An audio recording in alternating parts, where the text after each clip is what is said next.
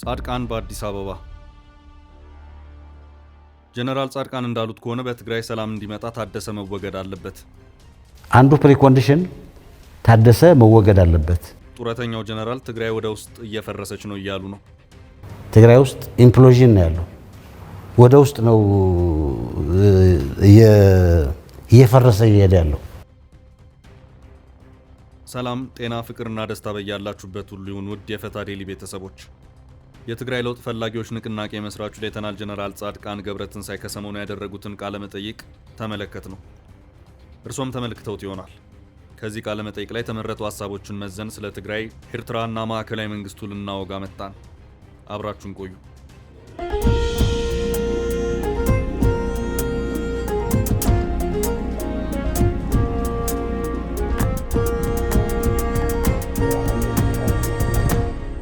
ከዓመታት በፊት አንድ ጸሐፊ ጻድቃን በአዲስ አበባ በሚል ተከታታይ መጽሐፍ ቅዱስ ጠቀስ ታሪኮች ጽፎ ነበር። ለዛሬው ዘገባ እኛም የተጠቀምነው ይህንን ርዕስ ነው። ዳግም ጻድቃንን በአዲስ አበባ ብናገኛቸው ጊዜ ይህንን ርዕስ ለመጠቀም ወደድን። ጻድቃን በአዲስ አበባ ነው የሚናገሩት በመቀሌ የገጠማቸውንና የህወሓትን ጓዳ ከደደቢት እስከ መቀሌ እያለቀለቁ ነው። በአፍሪካ ምርጡ የሚሊተሪ ስትራቴጂስት የሚባሉት ጡረተኛው ጻድቃን አዲስ አበባ የመጡበትን ጉዳይ እንዲህ ያስታውሱታል። የኤርትራ ሰላዮች፣ የኤርትራ ነፍሰ ገዳዮች ትግራይ ውስጥ እንደፈለገ የሚፈነጩበት አይነት ሁኔታ እየተፈጠረ ሄደ። ቦርደሩ ክፍት ነው። ከድሮም ሌተናል ጀነራል ጻድቃን ገብረትንሳኤ ለኤርትራው መንግስት ያላቸው አቋም ይታወቃል። የኤርትራን መንግስት ለእሳቸው ያለው አቋም እንዲሁ ይታወቃል። እናም በቅርብ አግኝቷቸው እንደማይተዋቸው እሳቸውም እነሱም ያውቁታል። ይህንን ሀቅ ነው ጻድቃን የተናገሩት። ይህም ሀቅ ነው ጻድቃንን ዳግም አዲስ አበባ ያደረጋቸው። የኤርትራ ሰላዮችና ተልዕኮ ፈጻሚዎችን ፍራቻ። ብዙዎችን ካነጋገረው ጌታቸው ረዳ የዱባዩ ኢንተርቪው ማግስት ለመንግስት ቅርብ ነው በሚባልለት የኤንቢሲ ቴሌቪዥን ነው ጻድቃን ብቅ ያሉት።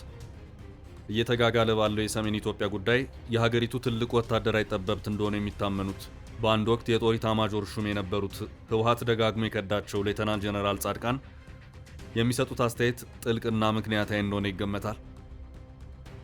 የትግራይ ለውጥ ፈላጊዎች ንቅናቄን ለምን መመስረት አስፈለገ የተባሉት ጻድቃን አንደኛው ምክንያት በደብረ ጽዮን የሚመራው ህወሓት ከኤርትራና እንደ ፋኖ ካሉ የሀገር ውስጥ ኃይሎች ጋር ሆኖ ኢትዮጵያን የማተራመስ ዘመቻ መዘጋጀቱና የፕሪቶሪያ ስምምነትን በህጋዊ መንገድ ለማስፈጸም አለመቻሉን ያነሳሉ።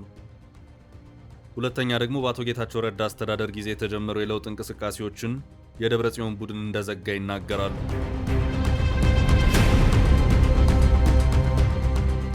ህዝቡ ሁለት መሰረታዊ ጥያቄ አለው የሚሉት ጀነራል ጻድቃን አንደኛው ጦርነት አልፈልግም የሚል ሲሆን ሁለተኛው ደግሞ በመጣንበት መንገድ አንቀጥልም የሚል የነጻ ፖለቲካ ጥያቄ እንደሆነ ያነሳሉ። አጭር ጊዜ የሚቆየው ንቅናቄ ሁለት ዓላማዎች አሉት ይላሉ። እሱም እየመጣ ያለውን እሳቸውም ካርታ ቀያሪ ያሉትን ጦርነት ማስቀረትና ትግራይ ላይ ለውጥ ማምጣት። የአጭር ጊዜ እቅድ የሆነበትን ምክንያት ሲያስረዱ ተገደን ገባንበት እንጂ ብዙዎቻችን በእድሜያችን መጨረሻ ያለን ሰዎች ነን ሲሉም ተናግረዋል። አሁን ትግራይ እየገባች ካለችበት ማጥ እናውጣት ብለን የጀመርነው የሚሉት ጀነራል ጻድቃን ንቅናቄ እንዲሆን የተፈለገበት ዓላማም በአንድ ፓርቲ ፖለቲካ ህጎች ከሚመራ ይልቅ የተለያዩ ፓርቲዎች ይዞ መፍትሄ ለመፈለግ እንደሆነ ተናግረዋል።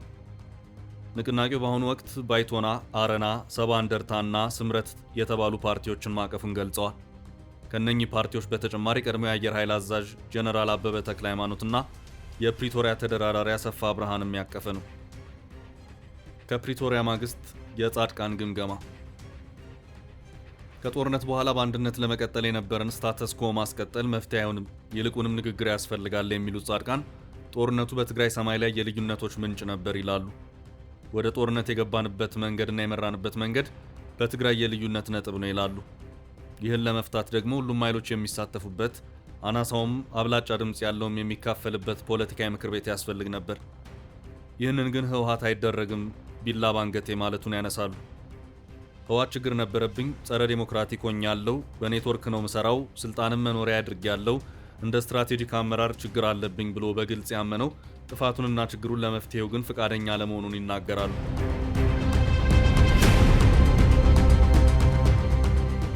ህወሓት ድርጅቱን ሊያፈርሱብኝ ይሰራሉ ብሎ እንደሚከሳቸው የተናገሩት ጻድቃን ህወሓት ተፈናቃዮችን ወደ ቀያቸው እንዳይመለሱ እንደ ታጋች እንደያዛቸውና ፓርቲው የህልውናው ቤዛ እንዳደረጋቸውም ይናገራሉ።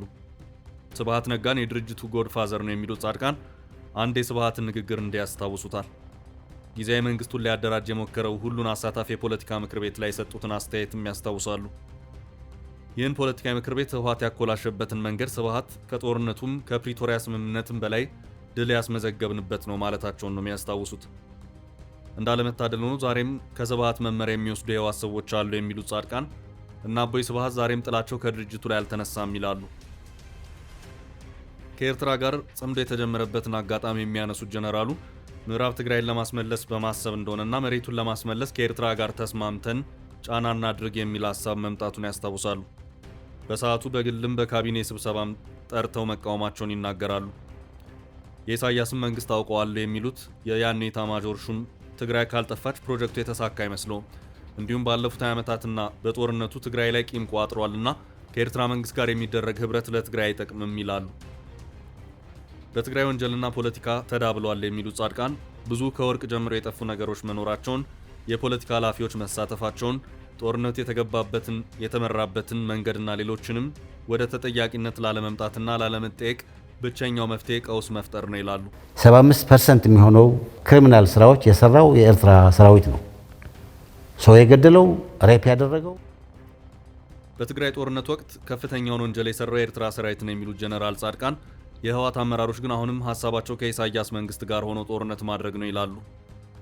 አውራጃዊነት ኢቨን ማዕከላዊ ዞን የሚባለው እነሱ የኛ ቤዝ ነው ብሎ የሚያስቡት የደብረጽዮን ቡድን የኛ ቤዝ ነው ብሎ የሚያስቡት አድዋ አክሱም አካባቢም ይሄ ጥያቄ የህዝቡ ጥያቄ ነው። ህዝቡ ለውጥ ይፈልጋል የሚሉት ጻድቃን ከደደቢት እስከ መቀሌ ከመቀሌ እስከ አዲስ አበባ ድረስ የዘለቀውንና በግልባጩ ማፈግፍጎ መቀሌ የተመለሰው ህወሓት ውስጥ የነበረውን አውራጃዊነት በግልጽ አማርኛ እየተናገሩት ይገኛሉ። እንኳን ደቡባዊ ትግራይ ቀርቶ የዶክተር ደብረጽዮን ቡድን ህዝባዊ መሰረት አለኝ በሚለው አድዋና አክሱም እንኳን ከፍተኛ የህዝብ ተቃውሞ አለበት ይላሉ ጻድቃን። የለውጡን ዓላማ የሚያስረዱት ጻድቃን 3 የተያዙ ጉዳዮች አሉ ይላሉ። አንደኛ አሁን ያለውን የፖለቲካና ሴኩሪቲ ክራይሲስ ማቆም ነው ይላሉ። ይህ ትግራይንና ኢትዮጵያን ወደ ማጥ የሚከትን ችግር ለመቅረፍ መፍትሄው የፕሪቶሪያን የሰላም ስምምነት መተግበር ነው።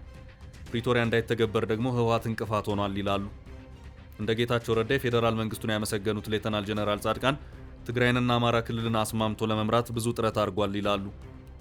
ህወሓት በማያገባው የተፈናቃዮች ጉዳይ ገብቶ እየበጠበጠ ነው። በፕሪቶሪያ ስምምነት መሰረት የተፈናቃዮችን መልሶ ማስፈር የፌዴራል መንግስት ስራ ነው ይላሉ። ሁለተኛ አቃፊ አስተዳደር መመስረት እንደሆነ አንስተው መፈንቅለ መንግስት አደረገብን የሚሉትን ጀነራል ታደሰ ወረደን ይወቅሳሉ። በዓለም ህብረተሰብ ፊት የፈረማቸውን 8 ነጥቦች አንዱንም አላሳካም ያሉት ጀነራል ጻድቃን ከበፊቱ የባሰ የህወሓት ተላላኪ መንግስት እየፈጠረ ነው ይላሉ። የጀነራል ታደሰ መንግስት አቃፊ ስርዓትና ሽግግር ያመጣል ብለው እንደማያምኑ ገምተው የጀነራል ታደሰ ወረደ መንግስት መፍረስ አለበት ይላሉ። በትግራይ ሰላምና ጦርነት በአጋጣሚ ወደ ስልጣን በመጡ ሰዎች ውሳኔ የሚነሳና የሚቆም ሆኗል የሚሉት ጀነራል ጻድቃን ጦርነትና ሰላም የአንድ ህዝብ መሰረታዊ ህልውና ጉዳይና በህዝብ መወሰን ያለበት ነው ይላሉ። የትግራይ ፖለቲካ ለወጣቶች ክፍት መሆን አለበት የሚሉት ጻድቃን አሁን አመራር እየተሾመ ያለ የባለስልጣን ዘመድ ስለሆነ ብቻ እንደሆነ ይናገራሉ። የወጣቱን ተሳትፎ ለማምጣት በቂ የህዝብ ጥያቄ አለ ሲሉም ይናገራሉ። ይህ ከሆነ አብዛኛው የፖለቲካ ችግር እንደሚፈታ የሚናገሩት ጻድቃን ህወሓት ጋር ሆድና ጀርባ የሆነው የደቡብ ትግራይ ራያ አካባቢ ጥያቄ ራሴን በራሴ ላስተዳድር የሚል ነው ይላሉ።